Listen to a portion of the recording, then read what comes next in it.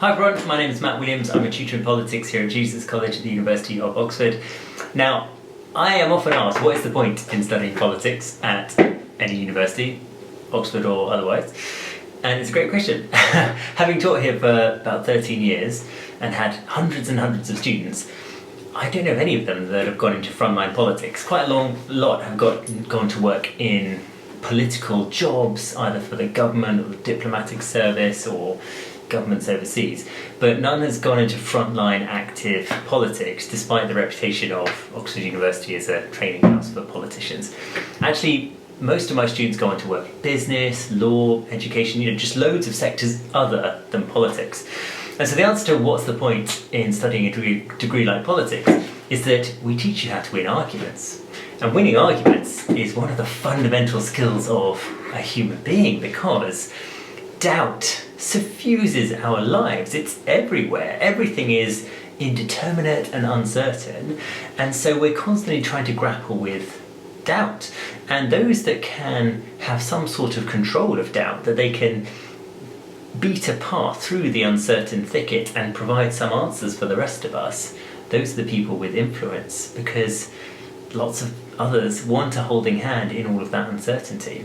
So I'm not training people in politics classes to be politicians. I'm training them to win arguments. Okay, so I've very grandly suggested in this video that I can teach you how to win every argument ever, and as my wife and family will attest, I signally fail to do this myself in personal arguments. But nonetheless, professionally, this is my bread and butter. I train people to be good at winning arguments, and I'm going to basically just share many of the key secrets with you today.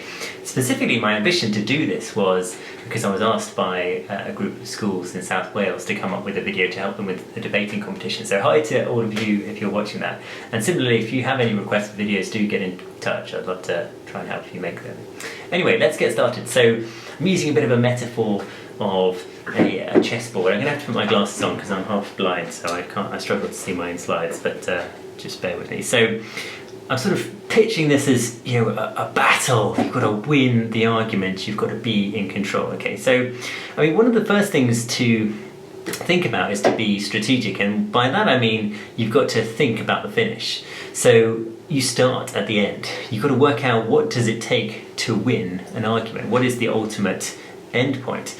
And actually, even this language of winning is perhaps slightly problematic. Ultimately, you're trying to persuade an audience. Yes, an argument is typically a zero-sum game, in the sense that your success is predicated on someone else's failure, unfortunately. But you attain that success through persuading the audience. The audience are the people with power in this particular game. So you have to try and bring them with you. So whilst you are trying to undermine your opponent, you need to persuade your audience. And therefore, actually completely eviscerating your opponent, absolutely leaving them as a wreck on the floor, is not likely to do you much good, because the audience, remember, are full of doubt, they're full of uncertainty, so they're going to be quite ambivalent about this topic. So if you go into it completely sort of blazing and try and massacre your opposition, that's actually likely to do you more harm than good. To use a bit of a military analogy, you want to be more covert than overt. You want to subtly and gently disrupt your opposition, but not hector them, not shout over them, not bully them, not shame them, because then you will dissuade your audience at precisely the point when you need to persuade them. Now, if you want to see some debating in action, there's a fantastic YouTube channel of the Oxford Union.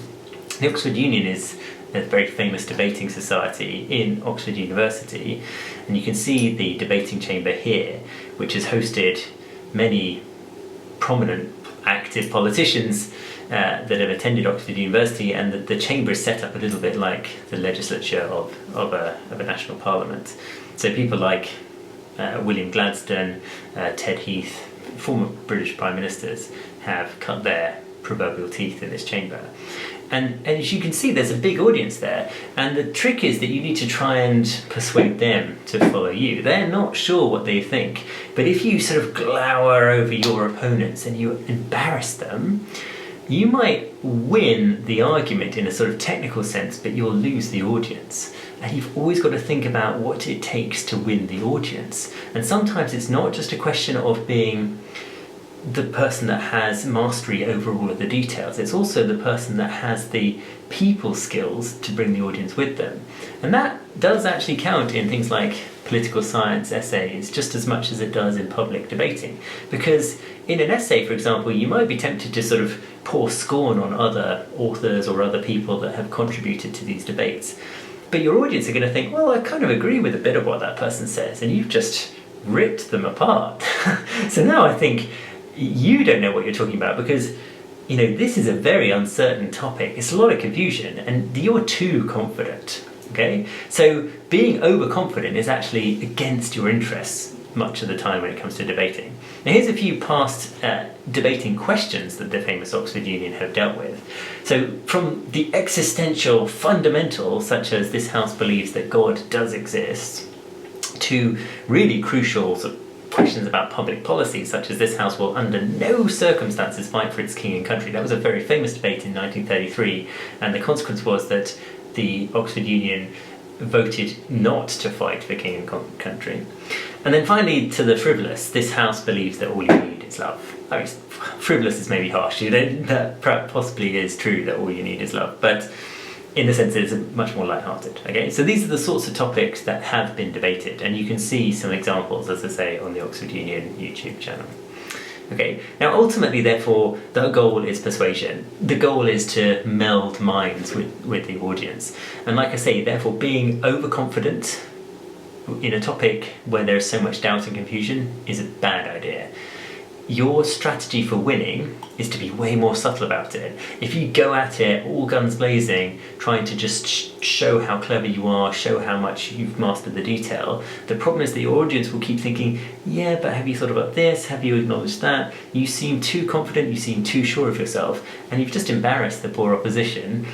And I think, frankly, you're not that persuasive. Being persuasive means being empathetic. It means caring about what other people think of you. And sometimes the quickest route to losing a debate is alienating your audience. Okay, so that's the first step. Think about the finish, and the finish is to persuade people to follow you. Okay, but what about other factors, other aspects that make for a stronger argument? Well, focus and structure, absolutely fundamental. I administer, or have administered in the past, the essays that we take for admissions for politics degrees here in Oxford.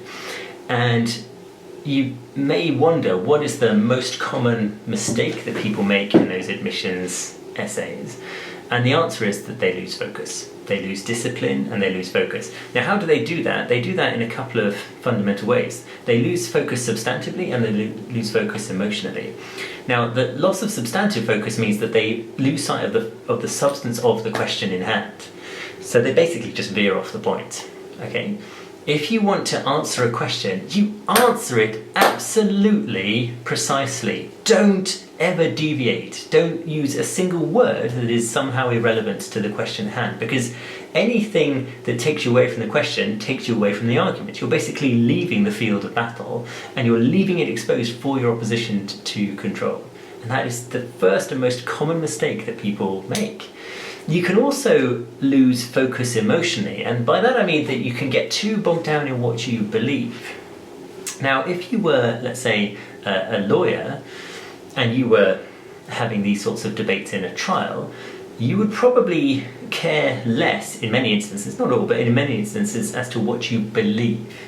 Because you will likely have been given a brief that you have to argue, and you just go and do your job. You structure a precise case that you think can persuade the jury, can persuade the judge, or whomever it is that your audience that you are targeting. And the issue that a lot of people have in debating is that they worry too much about what they think or what they believe. What they don't worry about is what their audience think, what the audience believes. Okay? If you get sort of too invested in a particular outcome, you're going to struggle to convince people that are sitting on the fence and are wavering. If you feel that a portion of your identity, a portion of your essence hinges on the result, then you're not likely to convince people that are more ambivalent, okay? So, thinking back to some of the questions that we encountered at the start, such as whether God exists, of course, for some people that is fundamental to their identity. And if that's the case for you, you possibly shouldn't be engaged in a debate like this, because you'll struggle to convince people that are unsure, agnostic, maybe atheistic, because you're so emotionally invested. And that's okay, that's not a weakness, it's just something to be aware of, because it can blunt your argumentative power. You're so desperate to convince people that you're right, but they don't share necessarily that degree of desperation. Okay? You could also lose substantive focus in a debate on whether or not God exists if you start talking about religion. Whether or not God exists is related to religion, but it's not directly focused on it. And if you start losing focus, you start losing your audience. Okay? So you need to be very clear and targeted on what it is you're debating. Okay? And this is true of essays for admissions, it's true of essays for undergraduates, and it's true for arguments in life. The minute you lose focus is the minute you lose the audience. Okay? And another way in which focus can be lost is lack of structure. You need to take the audience on the journey. So there needs to be a beginning, a middle, and an end to your argument, and it needs to be beautifully curated such that you can help them understand the logic of every step you take them on, and you're very gently holding their hand across the stepping stones to the end of this journey. What tends to happen is that debaters, arguers, essayists just allow the ideas to tumble out of their brains onto the page or into their speeches. And so it's incredibly difficult to follow their logic because, frankly, there is no frickin' logic. It's so complicated as to what they're trying to say and why they are progressing in that particular order. So reflect on how you present your case in a way that is digestible, such that the points of the story move in some sort of logical progress, as if A, B, C, D, and not illogically, as in A, Q, Y, V. Right? Where you're just jumping around with all sorts of points that don't seamlessly link together. So that is another crucial element of losing focus.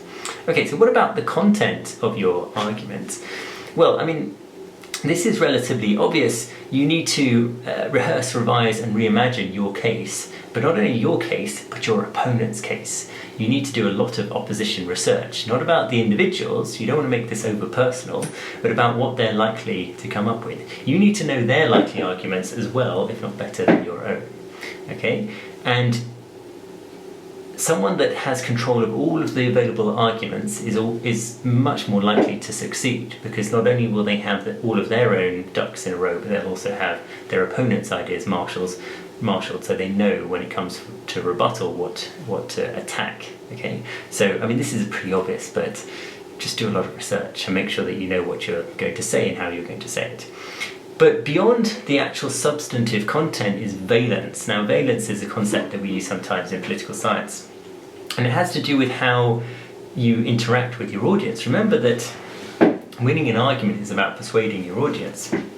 And sure, a lot of that's going to be on the substantive content. An audience are not just going to be hypnotized into believing you. But it's not all about the content, and there is a big space for personality, for likability, for being disarming. Because remember, you've got an audience that are uncomfortably fence-sitting on this particular issue. They don't know precisely what they think about this thing, and they're looking for guidance. They're desperate for guidance from you. And so not only do they want you to marshal all of the facts in a nice logical package for them, but they also want to relate to you. Okay? They want to understand that you have the right motivations, that you are trying to convince them for their benefit, not just because you want to win. Although, of course, you do just want to win. You've got to keep it subtle. Remember, you've got to be covert, not overt. So if you come out all sort of, I'm going to win, and you're all arrogant and pompous, they're going to hate that most likely. And you see this with politicians. The most successful politicians are guileful, disarming, charming, suave, all of those sorts of things. The worst politicians are the browbeaters, the angry types who just sort of point fingers, jab the air, and talk about those who are in disagreement with them as if they are inhuman, evil, corrupt. These sorts of politicians, they might be beloved of their small community, but they are not going to win in the court of public opinion because they will not convince those of us that are not sure, not so confident, and a bit more ambivalent. Okay, so think about how you relate to your audience. Okay, another thing to consider is the strategic importance of surprise.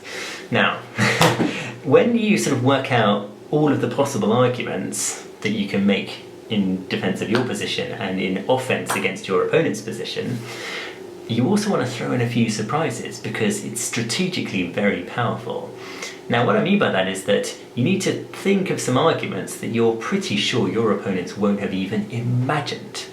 Okay? So don't just rehearse all of the tired old cliches about, whatever the particular debate is. Think of some quirky, interesting side angles that you can attack on. So, for example, we go back to the questions that I started with from the Oxford Union. This house believes that God does exist. Now, this is an argument that's been rumbling on for literally millennia. So how can you be surprising on this? Well, we perhaps need to sort of think about the specific language that this is framed in, because language is capable of lots of interpretations, but it's also quite clunky, especially when you're dealing with such a huge question such as the existence of God. For example, the words does exist. Does places God within time and space, as does exist, and exist goes further into sort of material space. And so the classic sort of rebuttal to this sort of to any belief in God would be, well, we don't have material evidence for his existence. But the key problem, I would argue, is that, and I'm not a believer in God, but if I wanted to make this case, and again, I'm not trying to be sort of emotionally connected to this, I'm just trying to come up with a strong argument, is that I think it's inappropriate to use the words does and exist. I don't think it necessarily helps us understand the essence of God, because according to the way God is described biblically, he is beyond space and materiality and time. So talking about does exist and therefore expecting that we can find evidence for said existence is not likely to be successful. So we need to sort of move to thinking about the existence or non-existence of God outside of that material realm into a sort of metaphysical space, so beyond mere physics. And that basically would involve me sort of shifting the argument onto a different terrain. So for example, the fundamental question could be, why don't you want God to exist? Right? If we have absolutely no capacity for being absolutely sure in this material world as to whether or not God exists, then it becomes substantially a matter of faith. And then a crucial question becomes, well, why would you not want God to exist? What is it about a godless universe that you are leaning towards? Because nobody has the absolute answer for or against God's existence. Anyway, what I'm getting at is that I'm using the specific language of the prompt in order to come up with some more creative, more abstract, more unusual arguments. And those sort of surprises, those sort of left field attacks, are likely to be exploiting a weakness that your opposition is making. Okay, perhaps a more straightforward example could come from the second question: this house will under no circumstances fight for its king and country. So again, you can use the language of the prompt to be more creative. So you might say, for example, this house will under no circumstances fight for its king and country, but might fight for itself, or might fight for another country, or might fight for protecting an idea. Because the way this is framed is that you're talking about fighting for the king and for the country. But there are lots of other things you might fight for. The opposite to this is not pacifism necessarily. You can still be a fighter, you just don't want to fight for king and country. Okay? So what you're doing is you're playing with the language and you're using it to your advantage. And you're forcing your opposition to meet you on your own turf, because they will probably, most likely, be interpreting the language in a more sort of typical, straightforward manner, but your more creative interpretation can bamboozle them a bit. Similarly, for the third question, this house believes that all you need is love. Well, you can have some fun with the word you here. This house believes that all you need is love. but I don't, right? You is ambiguous here. The word you can mean microscopically an individual, you, or it can mean more macroscopically you generally, right? And so by sort of playing around with the language, I can surprise my opposition, I can bamboozle them, and I can take some advantage, I can take some territory from them, if you like. Okay, so that's what I mean by surprising. Okay, now what other sort of points of advance are there? Well, for the most part, when it comes to debating and essay writing and arguing generally, people get fixated on the theory. Theory, in broad terms, is the sort of stories that we use to help us understand the complexities of the universe. The universe is so complex and doubt-ridden that we just cannot understand it without these simplifying stories, and that's what theories are. Theories are not truth because we don't have access to full truth. So theories are just simplified narratives that get us, we think, a bit closer to the truth. And when it comes to these big debates on the existence of God or whether everything you need is love or whatever, we tend to fixate on the theoretical plane, on disputing the different narratives, the different stories. And that's fine. I mean, that's what's likely to convince most audiences. But what I'm trying to introduce you to here are the other layers, the other levels of analysis and critique that you can exploit, which again can force your opposition off their more comfortable field of battle. Because they're going to want to sort of focus on theory. They're going to want to focus on, I've got this story, you've got that story. And don't get me wrong, you're going to convince your audience similarly by fighting on that battle as well. But you can fight some other battles. So for example, these are, if you like, the different layers of any idea in human existence, right? They are meta-theory, theory, hypotheses, data, methods, evidence, conclusions, and implications. So meta-theory is how extendable your theory is. Does your theory pertain across all times and all space? Or is it more constricted than that? Okay, so for example, is it the case that all you need is love? Well, one meta-theoretical interpretation of that is all you need, and you means everyone at every time ever. But you could also massively constrain that theoretical paradigm to just one person. All you need is love, but I'm fine, right? So that's meta-theory. That's not the story, that's how extendable the story is. Okay, and so you can play around with that. This house would not fight for king and country.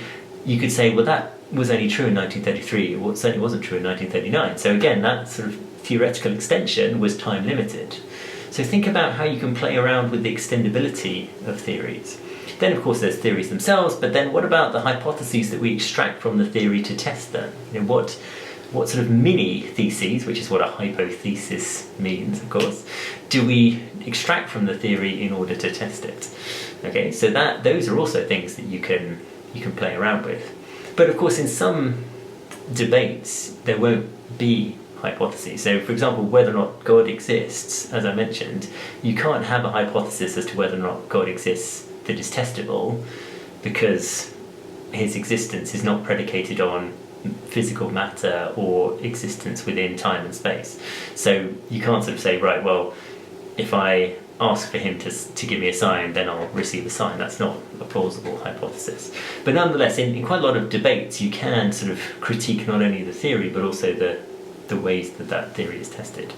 As you can, of course, with any data that's used, if data is used, with any methodology that's employed, with any evidence that's then presented from said data and methods, then of course you can attack the conclusions, because the conclusions may not follow from all of the above. They may not actually link in with the other things that have been said. There might be sort of this beautiful curation of all of the steps of an argument, but then they make a big leap and make the wrong conclusion, which is quite possible.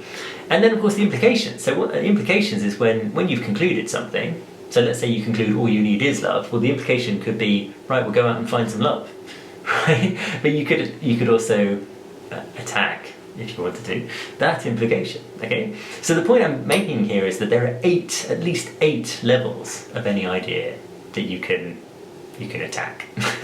So don't just be too fixated on theory. Have a think about some of these other elements, because again, what you're doing is you're thinking much more open-mindedly, much more strategically. all right? And if you want to win an argument, you need to make sure that you have thought about every avenue, and you need to surprise your opponents. Your opponents are most likely to be fixated on theory, but if you can think about some of these other levels, that's likely to give you an edge. You know, when I'm teaching my students towards their final exams in politics at Oxford, I tell them, you know, theory's great, but tell me something about the methods used. Give me a critique of the meta theory. Tell me something about the evidence employed. Because it just adds this sort of richness and sophistication to their arguments, which become very difficult to ignore, frankly. Okay, so what's next? Next up is the rebuttal. Now, of course, in a debate there'll be a back and forth, just as in any argument there's likely to be a back and forth. And the crucial thing, again, is thinking about your audience, thinking about who you are tailoring this to. The temptation can sometimes be, especially in a personal argument, to just demolish your opponent. You know, they've made a point and you just want to humiliate them, right? If you're having an argument with your sibling or spouse or whatever, you know, the temptation is, because your sort of blood is up and you're sort of hyper emotional, you just want to absolutely crush their case. Now, the problem is that certainly in any debate or any argument where there's an audience, that you will alienate the audience comprehensively, because shaming someone, destroying their reputation, hurting them, harming them, will look bad on you, simply. And it will make people that are sitting on the fence in a particular debate less inclined to agree with you, because they'll think you're too confident. You know, given how much uncertainty, how much doubt there is in the world, if you're just hectoring and bullying and shaming, that's not going to persuade people that are sitting on the fence. But even in an argument of two people, it's a very poor strategy to just humiliate the other person, because ultimately you're still trying to persuade them, right? You're still, in this case, you've just got two participants in an argument, but if you shame them and humiliate them, you make it much harder for them to be reconciled to your point of view, because then they not only have to reconcile them with your case, but also with your humiliation. They have to gobble up the shame that you've laid in front of them and basically become utterly sort of destitute and humiliated, right? And it's something that, you know, I've been guilty of myself, and I feel terrible for it. And I know it was not only ineffective as an arguing strategy, but it was a completely repugnant thing to do. So it was ineffective, and it was unconscionable. It was immoral. So, you know, that's why I would sort of share that even in an argument of two people, you shouldn't just go after absolutely destroying your opponent, because it doesn't work, and they won't want to meet you and meet your position. If, however, you can be much more sort of empathetic and stand in their shoes for a bit longer, then you're much more likely to be successful. Okay, so what are some conclusions? Now, I mean, you may sort of think I'm being all sort of soft and cuddly when I talk about, you know, empathy and persuasion and stuff like this. I'm not. I want to win, right? And I know that winning arguments has a component of a zero-sum game. But if you're covert, you're much more likely to win than if you're overt, because everyone is confused about pretty much everything in the world. And being too confident just instantly raises a red flag for some people, that you're just trying to sort of use force of will to persuade them, and that actually you could be embarrassing them to agree with you, rather than actually using good arguments, clarity and focus and marshalling of details, because that's what is really likely to persuade someone. So own the details, and by own the details I mean not only having research widely and carefully, but also owning all the specific levels of an argument, so that your opponents have to meet you on your turf. If you extend the argument about whether or not God exists into the metaphysical and the meta-theoretical plane, you're pulling your opponents over there and you're making their life harder. You're owning the details. If you talk about whether or not all you need is love, and you dispute what you means and you dispute about what love means, then again, you're owning the details. And your opponents, who are perhaps less likely to think about all of the specific details of the wording of a prompt, will be weaker as a consequence. Okay? Know your enemy. Now, typically in a debate or an argument, the person opposite you isn't an enemy at all. And that's why I put this in inverted commas, because again, if you're in a two-person argument, or if you're in an argument that's going on between civilizations, thinking about that other person as an enemy is actually a weakness, and it's likely to lead to your failure to persuade people, including that other person. Okay? So if you want to win, you've got to stop alienating your opponent. It is a very poor strategy. We see it all the time. Pompous, politicians or debaters who hector their opposition, and they lose their audience like that. Don't do it. It's a very bad idea. And related to that, you need to be armed to disarm, which is a nice sort of bit of wordplay. But what I mean by that is you've got to be ready to be disarming. Disarming meaning you're relatable, you're charming, you're being calm and focused, and you're trying to get your audience on your side immediately. So you are well prepared to disarm the people that are maybe sort of disposed to disagree with you. Now, if you've got a room full of people and you're having a really controversial debate such as whether or not God exists, you've got to be very careful, because you know that likely upwards of half or more of the room are already sort of quite clear on what they think. And so what you don't want to do is to basically say, well, you're wrong and stupid, aren't you? Because that's just ridiculous. You've already lost them, and you'll find it almost impossible to win them back. So you've got to be open-minded, you've got to be calm and sympathetic and empathetic to their confusion, to their doubt. And that's not a weakness, it's a strength. You're building them up to agreeing with you by not just hectoring, not being rude, not being bombastic. Okay? So those are some of my thoughts on how to win arguments, and in this outrageous bit of clickbaity titling, how to win every argument ever. But I think the fundamental thing is psychology. It's a psychological battle. It's not really about truth, because we don't have access to truth. Even academic studies are groping at the foothills of truth, if you can grope a foothill. They are desperately trying to get some information about the world, but we are so far off it's unbelievable.